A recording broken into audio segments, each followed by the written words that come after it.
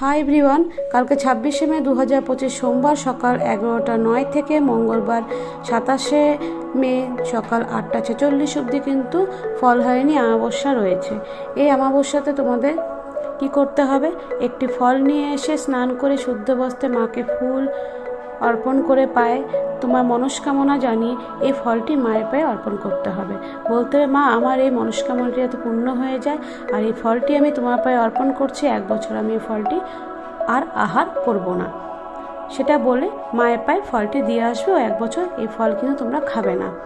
সন্ধ্যাবেলা কি করবে? নিজের বাড়ির দক্ষিণ দিকে একটি তিলের তেলের প্রদীপ ধরিয়ে দিবে। তার মধ্যে তুমি 5টা লবঙ্গ দিয়ে দিবে। আর ঠাকুর ঘরে যে প্রদীপটি ধরাবে সেটি অবশ্যই কিন্তু তিলের তেলেরই হবে, তার মুখটা কিন্তু পূর্ব দিকে থাকবে। আর পারলে পরে তোমরা কিন্তু এটা করবেই যে সোমবার দিনকার ফল আহার করে থাকতে। যারা ফল আহার করে থাকতে পারবে না তারা হচ্ছে নিরামিষ খাবে। এই টোটকাটি করে দেখো, অনেকই কিন্তু ভালো।